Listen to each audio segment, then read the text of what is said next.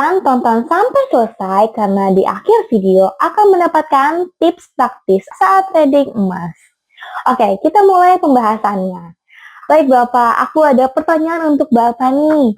Apakah RSI overbought di atas 70 pasti harga akan turun? Oke, ya terima kasih Nanda ya. Ya, ini kembali menyapa rekan-rekan, tadi juga sudah disapa oleh Nanda. Betul Pak. Nah ini memang menjadi satu persoalan Nanda untuk khususnya mereka yang belajar di luaran sana, artinya diedukasi oleh orang-orang yang memang belum kompeten. Ya, saya tidak bisa mengatakan tidak kompeten, tetapi belum kompeten. Karena memang menjadi seorang tutor atau menjadi seorang guru itu terutama apabila kita memberikan edukasi kepada publik, karena ini sangat berisiko tinggi. Jadi seorang tutor atau dia narasumber atau dia edukator ya, jika dia memberikan satu keilmuan yang memang tidak terstandarisasi, apalagi dia tidak mempunyai sertifikasi dari LSP, BNSP, nah ini yang akan selalu menjadi masalah. Nah, karena setiap ilmu yang diberikan itu memang niatnya baik, Nanda.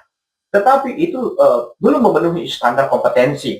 Dari mana kita bisa mengukur suatu keilmuan yang diberikan oleh seorang tutor atau sumber atau guru? Nah, itu sebenarnya kita lihat dulu, dia punya sertifikat dari mana? Apakah sudah punya sertifikat contohnya dari LSP, Lembaga Sertifikasi Profesi, BNSP, Badan Nasional Sertifikasi Profesi, karena ini diakui oleh OJK. Ini diakui OJK, Bank Indonesia, dan juga Bapepti. Jadi negara sudah mengakuinya. Nah, persoalannya adalah yang sering disampaikan di publik ini, Nanda. Ya, orang kan bilang, kalau di level 70% itu akan terjadi overbought. Artinya disuruh untuk sell. Atau di level 30, misalkan 25 atau 6% atau 5%, itu kan disuruh untuk buy. Nah sebenarnya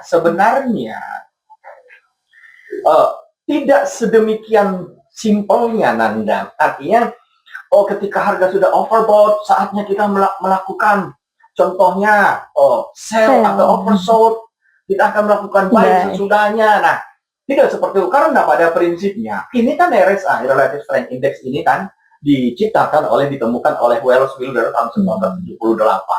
Jadi ada satu rumusan matematika sebenarnya yang harus dikombinasikan RSI ini dengan tren. Nah, contohnya ketika dia itu adalah trending, Nanda. Contoh harga trending. Nah, ternyata di RSI dia sudah 70% bahkan 80%. Apakah kita akan lakukan posisi sell? Nah, disinilah banyak orang traders itu atau nasabah-nasabah itu atau klien-klien itu terjebak ketika dia sell. Dia teriak, Pak, harga naik lagi, dan disuruh di-sell lagi. Nah, ketika disuruh di-sell lagi, maka semakin naik lagi. Nah, ini tanpa money management atau risk management, jadi tidak ada konsep di dalam tradingnya untuk menjaga risiko. Seperti itu, Nanda. Dan atau sebaliknya, Nanda.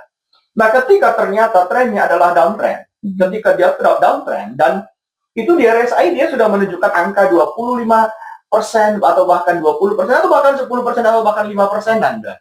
Kemudian itu dia suruh untuk buy, dan ketika di buy karena trennya adalah tren turunan, itu harganya semakin turun ke bawah. Nah, jadi sebenarnya ini kenapa di banyak platform itu dikategorikan sebagai osilator, karena memang setiap osilator ini artinya eksternal indikator yang dimana setiap indikator yang berada di luar daripada candlestick itu kita kategorikan sebagai osilator yang notabene akan memiliki kelemahan yang disebut sebagai convergent divergent.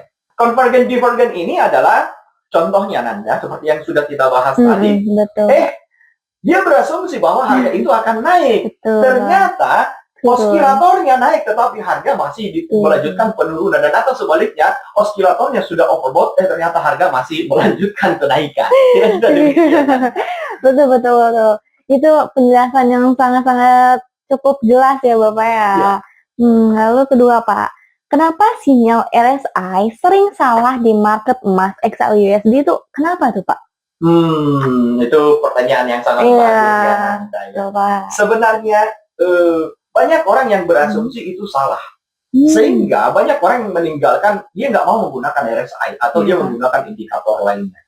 Tetapi pada prinsipnya adalah apapun itu osilator yang digunakan untuk indikator untuk melihat tren seperti apapun itu sebenarnya bukan salah di indikatornya Nanda. Tetapi itu adalah kesalahan di usernya, seorang traders yang menggunakan suatu alat osilator tersebut, tetapi dia tidak memahami bagaimana sebenarnya dominasi daripada tren. Contohnya yang ternyata dominannya adalah buy, naik dengan uptrend dan atau dominannya adalah turun, ya itu sangat-sangat susah bagi seorang traders untuk memanfaatkannya. Tetapi kalau misalkan dia berbentuk ranging atau sideways, nah kemungkinan besar dia akan dapat menggunakannya. Nah itu sebabnya jadi sebenarnya bukan kesalahan dari indikatornya, tetapi usernya yang kurang memahami. Kira-kira demikian. Gitu. Oke Bapak, ada satu pertanyaan lagi nih Pak ya. Bagaimana menggabungkan RSI ditambah tren agar entry-nya lebih presisi? Gitu, Pak. Nah ini pertanyaannya sangat bagus ya Nanda ya. Nah jadi ketika sudah berada di level ini, artinya di level presisi, artinya how to use. Nah ini memang membutuhkan satu pelatihan atau edukasi memang dari yang sudah memahami atau ahli. Nah itu sebabnya kita di PT Tradent Pro, ya kita membuka edukasi ini how to combine, artinya bagaimana membaca atau memanfaatkan dengan tren yang ada dan osilator atau indikator yang ada. Nah di dalam program kita yang akan kita adakan pada bulan Februari ini adalah gratis. Jadi bagi rekan-rekan yang ada di luaran sana yang pernah mungkin rungkat karena menggunakan RSI, yang ada rungkatnya berjamaah. Yang ada rungkatnya berjamaah. Iya, Pak. Ya, jadi karena memang mereka banyak tidak tahu cara penggunaannya. Bahkan ada yang menggunakan RSI dengan time frame yang berbeda-beda, mulai dari kecil sampai dengan yang besar dan membuat pengelompokan harga Nanda. Tetapi tetap aja rungkat, tetap aja rugi. Nah, kenapa? Itu sebenarnya karena kurangnya pemahaman. Jadi nanti di bulan Februari ini kita akan membuat workshop Nanda. Ya, itu gratis. Ya, itu gratis kita berikan sebagai pengabdian terhadap industri PWK ini, dan juga memang suatu ilmu yang diberikan secara gratis kan itu kan sebagai amal juga. Iya, betul. Berbagi ilmu ya Pak. Berbagi ilmu di bulan Februari ini. Cuman tanggalnya nanti kita akan kasih tahu di nextnya, di berikutnya Nanda. Setelah itu ya teman-teman untuk kita mengadakan workshop. Terima kasih Bapak, ini jawabannya yang sangat-sangat detail dan untuk para trader yang lainnya supaya paham tentang RSI ini ya kan. Baik teman-teman, itulah pembahasan kita tentang poin penting seputar indikator RSI yang sering membuat trader salah paham. Semoga video ini bisa membantu teman-teman lebih memahami cara kerja RSI sehingga bisa lebih bijak dalam mengambil keputusan trading khususnya di market emas XAU USD. Jika video ini bermanfaat, jangan lupa klik like, comment, share, and subscribe, dan aktifkan lonceng notifikasi, supaya tidak ketinggalan update analisa dan edukasi trading berikutnya. Silakan tulis pertanyaan atau pengalaman trading Anda di kolom komentar, lalu kita akan diskusikan bersama.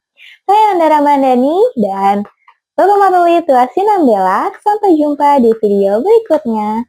Salam profit konsisten. Terima kasih Bapak.